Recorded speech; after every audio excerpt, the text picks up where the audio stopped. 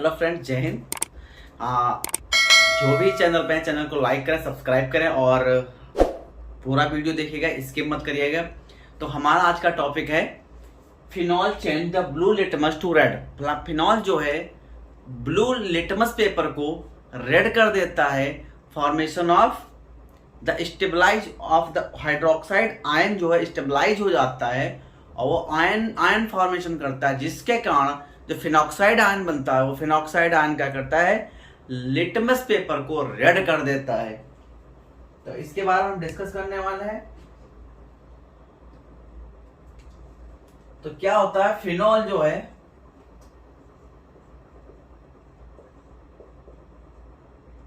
Water के साथ react करता है, फॉर्मेशन का करता है,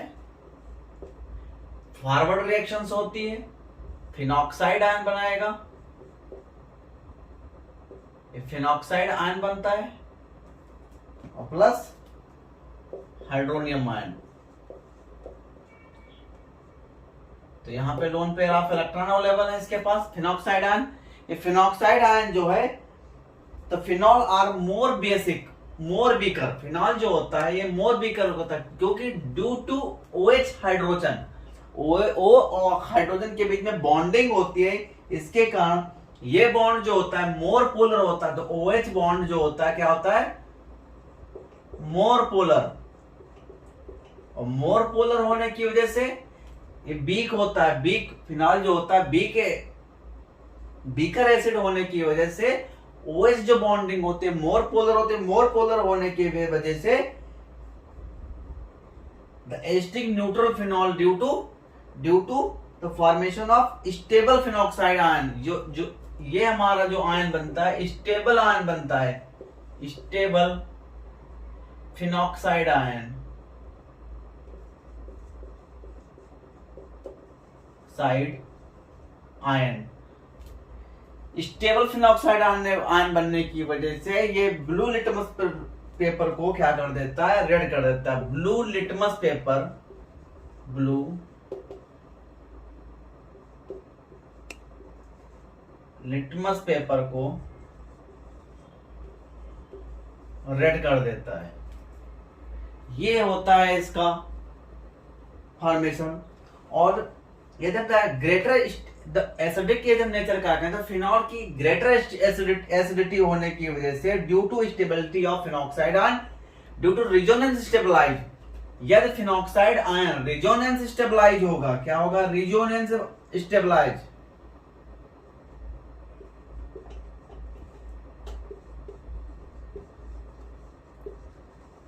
रिजोनेंस स्टेबलाइज होगा। जब रिजोनेंस स्टेबलाइज होगा तो greater acidity of phenol ion due to resonance stabilize to formation of resonating structures.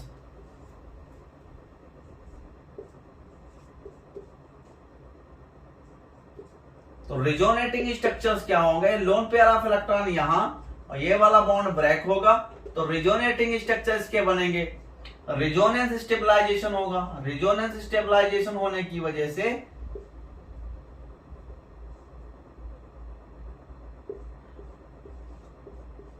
यहां पे पॉजिटिव चार्ज आएगा ऑक्सीजन के पास, यहां पे निगेटिव चार्ज आएगा क्योंकि ये वाला बॉन्ड ब्रेक हो रहा है और ऑक्सीजन का जो है, ऑक्सीजन और कार्बन के बीच में डबल बॉन्ड फॉर्मेशन हो रहा है। डबल बॉन्ड फॉर्मेशन होने की वजह से ये रिजोनेंस स्टेबलाइजेशन होता है और रिजोनेंस स्टेबलाइजेशन होता है फर्दर क्या होगा, ये वाला बॉन्ड ब्रेक होगा,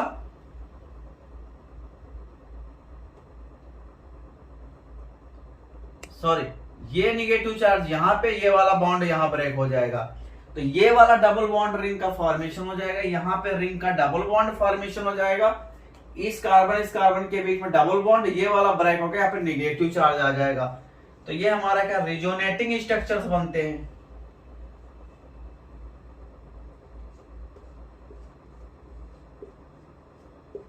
OH प्लस ये रिजोनेटिंग स्ट्रक्चर है, आयन यहाँ पे फर्दर निगेटिव चार्ज यहाँ मूव करेगा ये, और ये वाला यहाँ निगेटिव चार्ज आ जाएगा, फर्दर रिजोनेटिंग स्ट्रक्चर बनेगा इसका।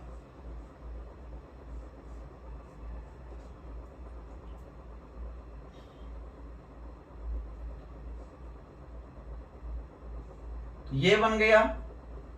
ये डबल बॉन्ड बना, यहाँ पे निगेटिव चार्ज आ गया। जब ये वाला बॉन्ड ब्रेक होगा तो यहाँ पे निगेटिव चार्ज आएगा, यहाँ पे डबल बॉन्ड बन जाएगा ऑक्सीजन के साथ और इस पे पॉजिटिव चार्ज ऑक्सीजन। फर्दर ये रेजोनेंस स्टेबलाइज यहाँ होगा, ये डबल बॉन्ड ब्रेक होके फर्दर अपना री स्ट्रक्चराइज कर लेगा, तो ये फॉर्मेशन हो जाएगा आपका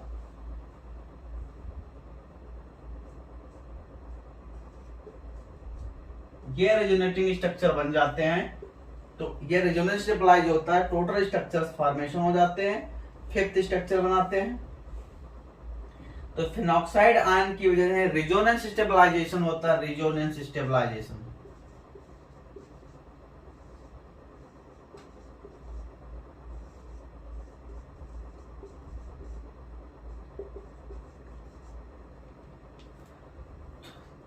हाइड्रोक्स जो हमारा फिनॉल्स होता है, the greater stability phenol due to stabilize of phenoxide ion, due to stabilize of phenoxide ion, resonance stabilize. तो greater stability of phenol due to resonance stabilize, due to resonance stabilize या phenoxide ion formation, this is called resonance stabilization energy. तो resonance stabilization होता है, तो resonance stability phenoxide ion की वजह से more acidic हो जाए, फिनॉक्साइड आयन बनता तो मोर एसिडिक कैरेक्टर शो करता है फिनॉल। तो इस रेक्टिविटी ऑफ ऑर्डर हम देखेंगे।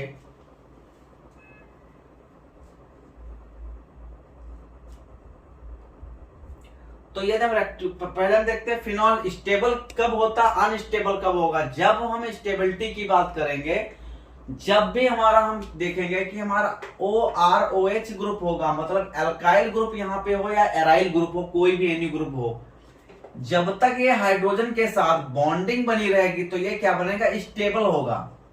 ये कंपाउंड जो होगा हमारा स्टेबल कंपाउंड बनेगा। फर्दर जैसे फिनॉक्साइड RO- में टूटेगा, ये लेस स्टेबल हो जाएगा। ये चाहेगा जैसे जब हम कोई चीज अपने देते हैं किसी चीज को, तो हम रिटर्न लेने की कोशिश करते हैं, लेकिन क्या होता है वो उस टाइम वीक होने देते, वीक लेस स्टेबल होगा तो इसको तुरंत कुछ ना कुछ चाहिए अटैक करने के लिए। यदि आप किसी को एक थप्पड़ मारते हो तो दूसरा थप्पड़ तुरंत रिटर्न करता है, क्यों, वो भी मारने की कोशिश करता है। तो सेम यहाँ जैसे ये प्रोटॉन ऑक्सीजन हाइड्रोजन के बीच में बॉन्ड ब्रेक होगा, तुरंत यहाँ पे जो ऑक्साइड आयन बनेगा ये तुरंत कोई चीज लेने की कोशिश करेगा। इसके लिए या तो कोई एल्काइल ग्रुप ले लो, तो ये आके इस पे अटैक कर देगा, आइडो निकाल देगा। तो इस तरह का ये ऑक्साइड आयन जो होता है लेस स्टेबल होता है, ये तुरंत खोजने लगता है हम किस पे अटैक करें। अटैक करने के लिए, तुरंत अटैक करने के लिए खोजने लगता है स्टेबिलिटी के कारण, तो ये अटैक करता है। तो ये अपना स्ट्रॉन्ग बॉन्डिंग करने के लिए कुछ, जब आपको भूख लगती तो खाने के लिए आपको खाना चाहिए, खाने के लिए कुछ ना कुछ चाहिए। सेम ऐसे जब ऑक्साइड आयन बनता है तो लेस स्टेबल होने के वजह से ये कुछ खाने के लिए ढूंढने लगता है। सेम वैसे ही ये ऑक्साइड आयन्स होते हैं। इसके बाद हम बात करने वाले हैं रेक्टिविटी ऑफ ऑर्डर। तो ऑर्डर की जब बात करेंगे तो फिनॉल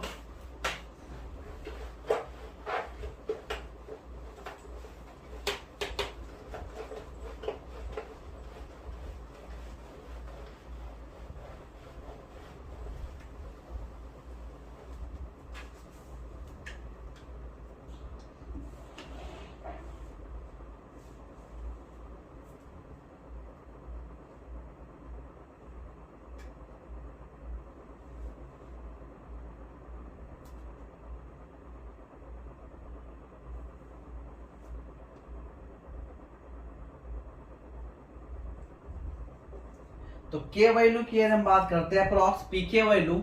यदि पीके वैल्यू हमें देखनी है किसी भी फिनॉल की, तो पीके वैल्यू देखने के लिए पीके बराबर फार्मूला होता है पीके ए बराबर माइनस लॉग के ए, माइनस लॉग के ए। पीके की वैल्यू निकालने के लिए हम फार्मूला यूज करते हैं माइनस लॉग के ए।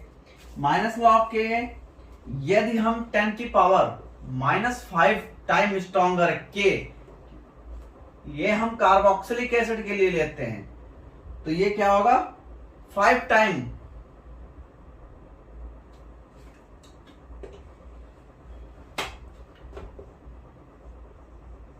पीके। इसके लिए कार्बोक्सिलिक एसिड के लिए। तो कितने टाइम फास्टर? 5 टाइम फास्टर होगी रिएक्शन। जो 5 टाइम फास्ट, के की पीके वैल्यू 5 है तो 5 टाइम फास्टर होगा। इसके बाद 10 की पावर -10 टाइम फास्टर फिनॉल। तो सबसे ज्यादा फास्टर कौन होगा? Carboxylic acid. फिर वाटर की यदि हम बात करें तो वाटर में -14, तो ये वाटर के लिए यूज करते हैं। इसके बाद क्या आते हैं? अल्कोहल्स आते हैं।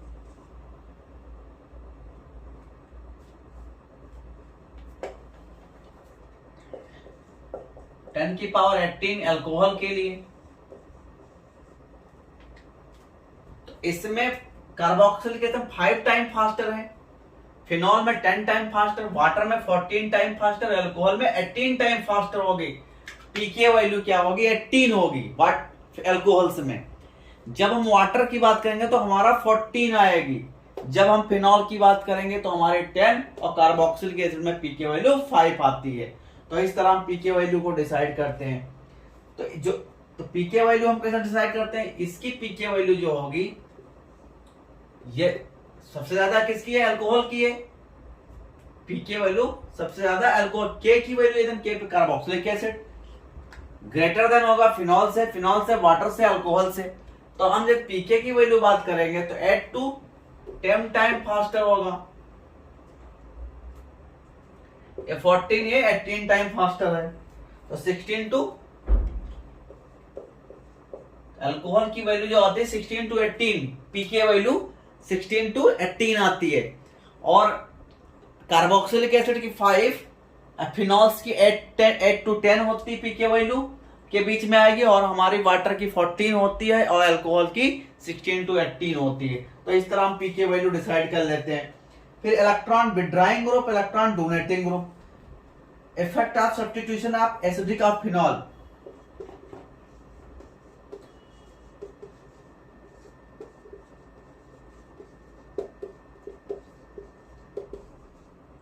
इफेक्ट ऑफ सब्स्टिट्यूशन फिनॉल पे सब्स्टिट्यूशन का इफेक्ट क्या होता है? तो इसमें क्या होता है? इलेक्ट्रॉन,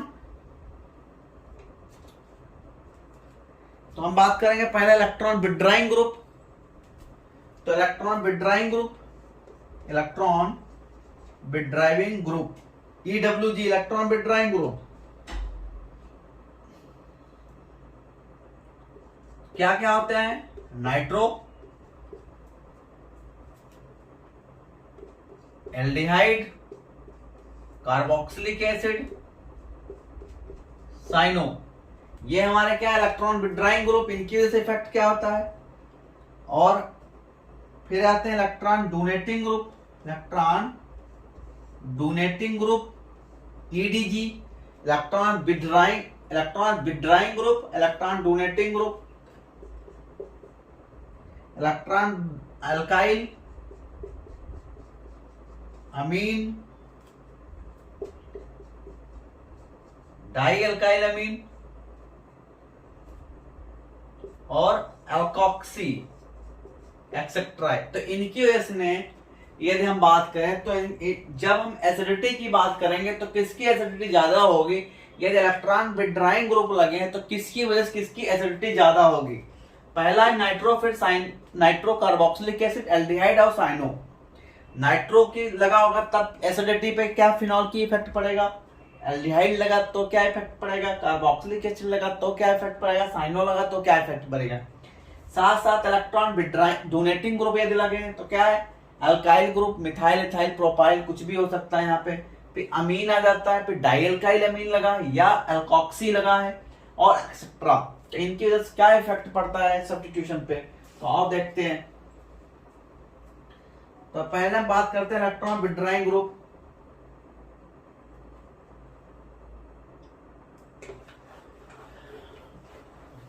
तो इलेक्ट्रॉन विड्रॉइंग ग्रुप यदि लगे हैं तो इनकी वजह से एसिडिटी पे क्या इफेक्ट पड़ेगा? इलेक्ट्रॉन विड्रॉइंग ग्रुप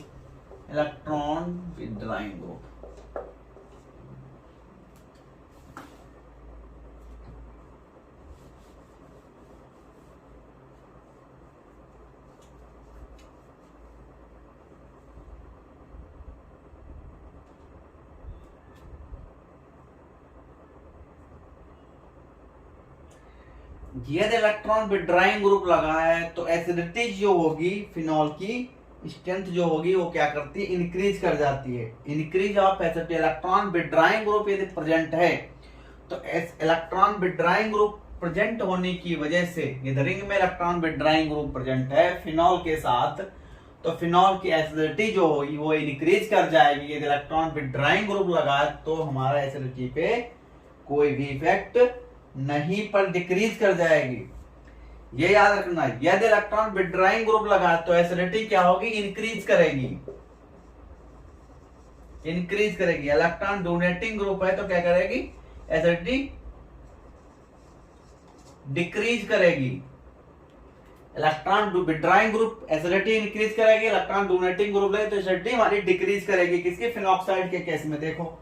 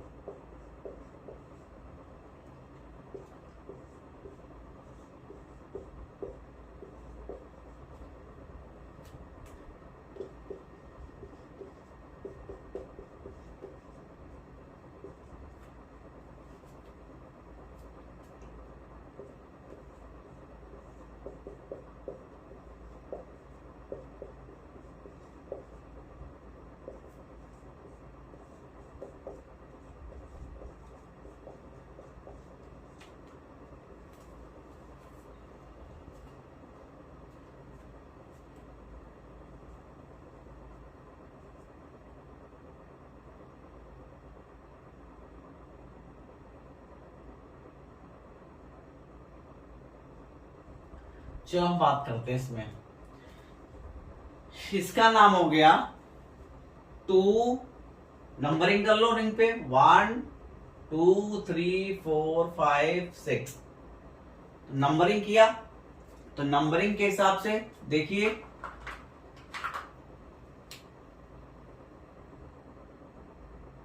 पहले नाम देखो इसका क्या हो जाएगा, 1 2 3 4 5 6, 2 4 6, 2 4 6। कितने नाइट्रोजन नाइट्रो ग्रुप लगे, 3, तो tri nitro phenol,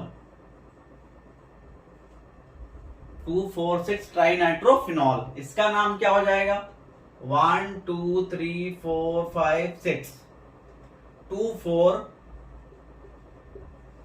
die nitro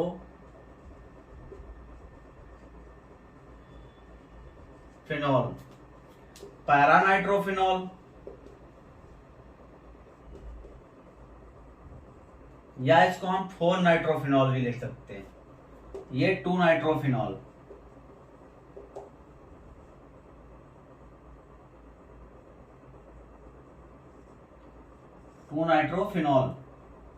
ये आप देखो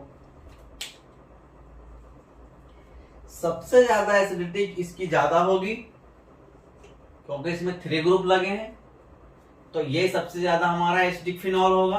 3 ना विड्राइंग ग्रुप लगे हैं।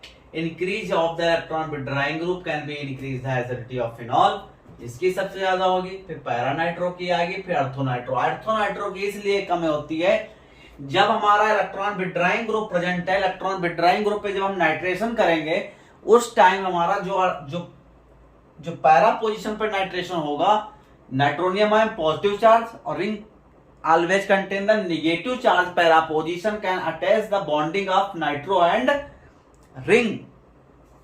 तो ये जो कंपाउंड बनेगा पैरा नाइट्रोफिनॉल बनेगा, मोर स्टेबल होगा क्योंकि प्लस आई इफेक्ट शो करेगा। प्लस आई इफेक्ट शो होने की वजह से मोर स्टेबल होगा और ये मोर स्टेबल होगा। ये यील्ड जो इसकी आएगी 99% आएगी और ये हमारी आएगी लगभग 10% यील्ड शो करता है 2 नाइट्रोफिनॉल। तो जो एसिडिक करेक्टर होगा पैरा 2 4 6 ट्राई नाइट्रोफिनॉल की सबसे ज्यादा होगी, फिर 2 4 डाई नाइट्रोफिनॉल, फिर पैरा नाइट्रोफिनॉल, फिर 2 नाइट्रोफिनॉल, अर्थोनाइट्रोफिनॉल।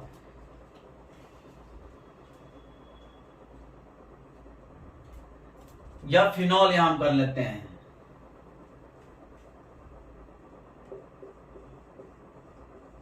फिनॉल करेंगे तो नाइट्रो ग्रुप हटा देंगे, तो सबसे ज्यादा हमारी एसिडिटी किस पे होगी, 2,4,6 ट्राइनाइट्रोफिनॉल, फिर 2,4 डाइनाइट्रो, फिर 4 नाइट्रोफिनॉल, फिर फिनॉल। अब इसकी पीके वैल्यू देखो, ये हमारी पीके वैल्यू, ये देखते हैं इलेक्ट्रॉन विड्राइंग की वजह से। यदि हम फिनॉल के साथ देखते तो फिनॉल में पीके वैल्यू कितनी आती है, अभी मैंने बात की थी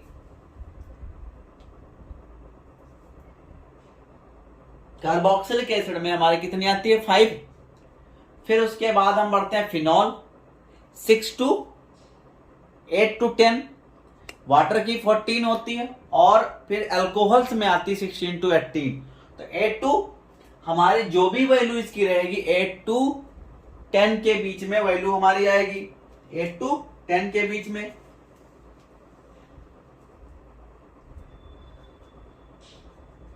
तो पीके वैल्यू इस केस में क्या हो जाएगी, सबसे कम हो जाएगी, 0.71 निकलेगी।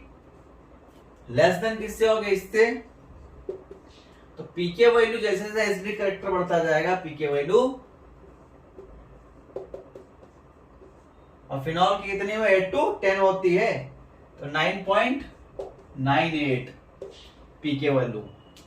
तो जैसे जैसे देखो, जैसे जैसे नाइट्रो ग्रुप यहाँ पर डिक्रीज हो रहा है, इलेक्ट्रॉन विड्रॉइंग ग्रुप डिक्रीज हो रहे हैं, वैसे वैसे पीके वैल्यू इंक्रीज हो रही है। तो इस केस में पीके वैल्यू सबसे ज्यादा 2,4 डाइनाइट्रोफिनॉल की पीके वैल्यू सबसे कम होगी, और लेकिन ये मोर एसिडिक होगा, इसका जो हमारा होगा स्टेबिलिटी ज्यादा स्टेबल होगा, ग्रेटर देन होगा, ये भी ग्रेटर देन होगा, ये भी ग्रेटर देन फिनॉल से। तो ये हमारा रेक्टिविटी ऑर्डर हो जाएगा, greater number of electron withdrawing group attach more acidic is the phenol। जितने number of electron withdrawing group present होगा उतने मोर एसिडिक फिनॉल होगा, less acidic compare to phenol. और पीके वैल्यू सबसे ज्यादा 9.98 होगी फिनॉल की, फिर धीरे धीरे इनका ऑर्डर ये हो जाएगा, डिक्रीजिंग ऑर्डर होगा ये। इंक्रीजिंग ऑर्डर की बात की जाए तो सबसे ज्यादा 9.98 आ जाएगी।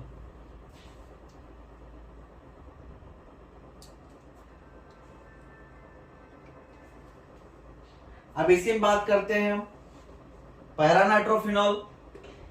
पैरानाइट्रोफिनॉल लेते हैं,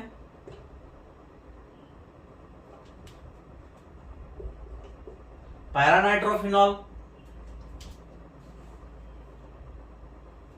फिर अर्थोनाइट्रोफिनॉल लेंगे, उसके ज्यादा आएगी।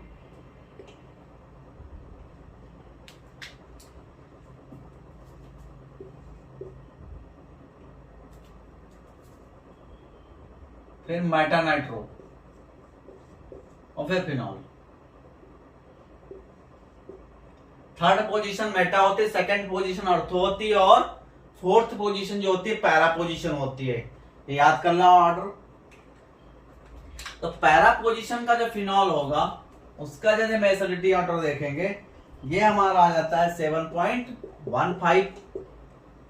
फिर उसके बाद आता आर्थोनाइट्रो का, इससे कम हो जाए, इससे इंक्रीज करेगा, जब आर्थो का 7.25।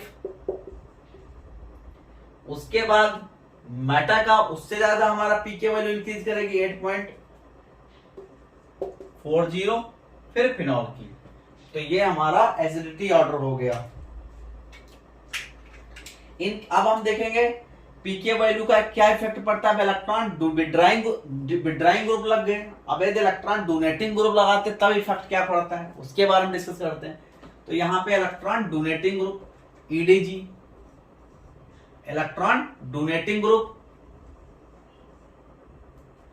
तो इलेक्ट्रॉन डोनेटिंग ग्रुप के बारे में हम बात करेंगे। यदि हम यहां पे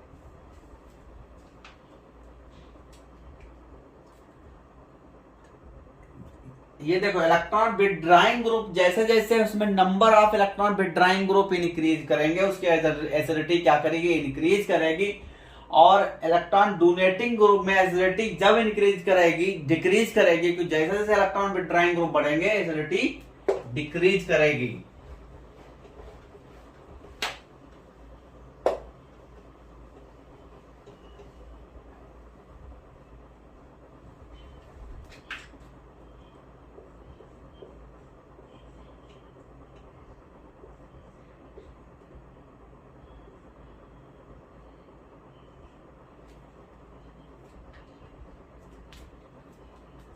तो एसिडिटी का ऑर्डर होगा, फिनॉल की सबसे ज्यादा एसिडिटी होगी, इसके बाद मेटा मिथाइल, फिर पैरा आएगा, फिर अर्थो आएगा। सबसे ज्यादा देखो एसिडिटी किसकी होगी, सबसे ज्यादा हमारी एसिडिटी होगी फिनॉल इलेक्ट्रॉन डोनेटिंग ग्रुप। जिस फिनॉल में इलेक्ट्रॉन डोनेटिंग ग्रुप नहीं लगा होगा वो मोर एसिडिक होगा। फिर उसके बाद मेटा आएगा, फिर पैरा, फिर अर्थो। अर्थो की सबसे कम इलेक्ट्रॉन डोनेटिंग ग्रुप इफेक्ट होता है क्योंकि लेस स्टेबल बनता है, बहुत कम माइनर कंपाउंड बनता है, ये मेजर कंपाउंड बनता है। मेटा जो बनता है ये हमारा मेजर कंपाउंड बनेगा। तो हम फिनॉल का कितना आता है 9.98 आती है पीके वैल्यू।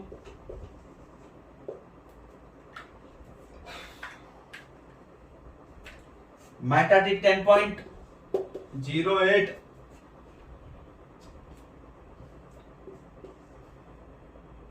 10.14 और 10.28 माइनर इफेक्ट होता है। तो सबसे ज्यादा फिनॉल की एसिडिटी होगी इलेक्ट्रॉन विथड्राइंग ग्रुप के केस में, फिर मेटा, फिर पैरा, फिर अर्थो की एसिडिटी ज्यादा। पीके वैल्यू भी उसी तरह इफेक्ट पड़ेगा। पीके वैल्यू सबसे ज्यादा किसकी होगी, अर्थो की होगी, फिर पैरा, फिर मेटा, फिर फिनॉल की। तो पीके वैल्यू का ये इफेक्ट होता है।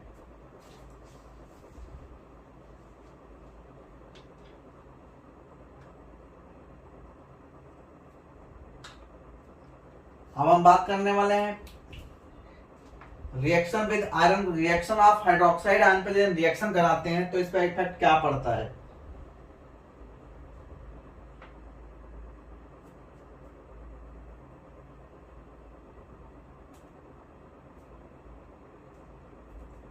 ये हो गया। इसके बाद और एक ऑर्डर हम दिखाते हैं आपको, एक्टिविटी ऑर्डर।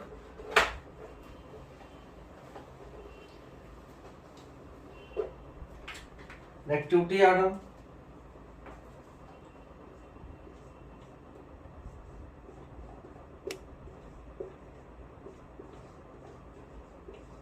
मेटामिथॉक्सीफिनॉल,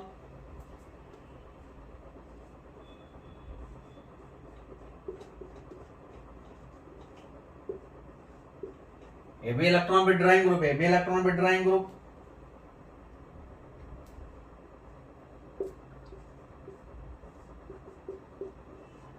फिर फिनॉल,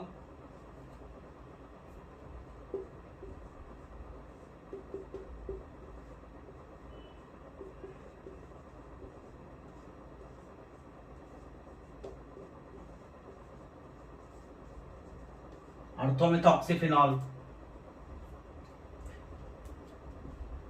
तो मेटामिथॉक्सीफिनॉल की जो एसिडिटी करेक्टर होगा सबसे ज्यादा होगा।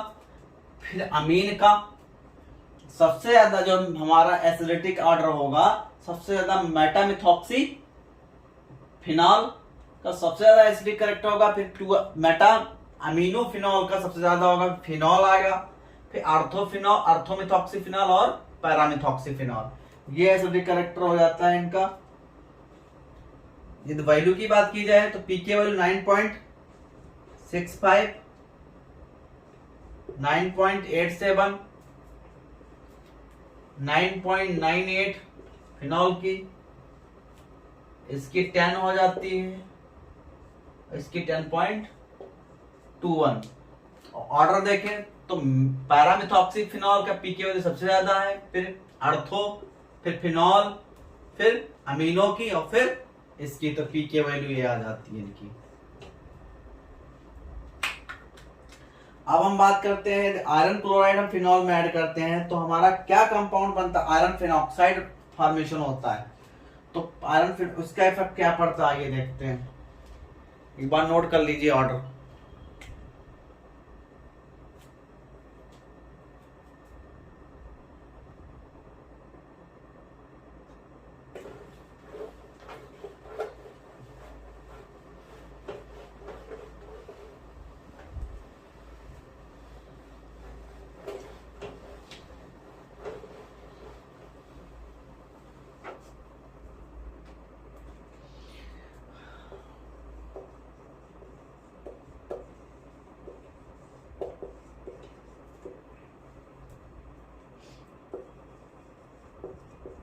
Reaction of OH group. ये OH ग्रुप को हम फ्रीडो क्रॉस रिएक्शन के, जब हम कोई फिनॉल ग्रुप लेते हैं,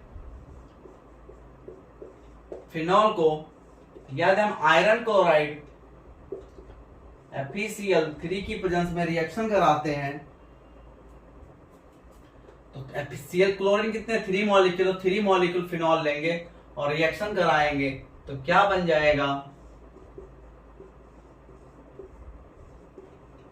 Fe प्लस 3HCl, ये बन जाएगा, इसका नाम हो जाएगा फेरिक फिनॉक्साइड।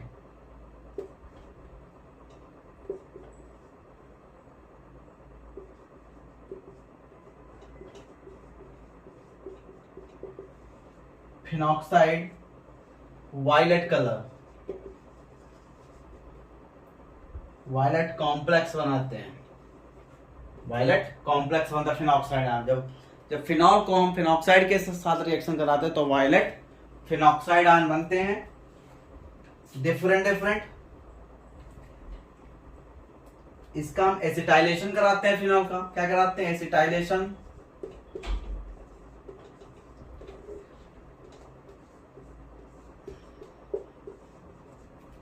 एसिटाइलेशन कराने के लिए क्या लेते हैं, एसिड क्लोराइड ले लो,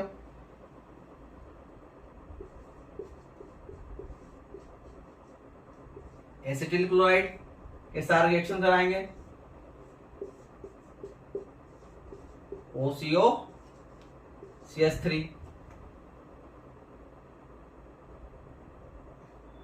फिनाइल एसीटेट बनता है, फिनाइल एसीटेट बनता है। जब हम फिनॉल को एसिटाइल क्लोराइड के साथ रिएक्शन कराएंगे तो हमारा क्या बनेगा, एसिटाइल क्लोराइड।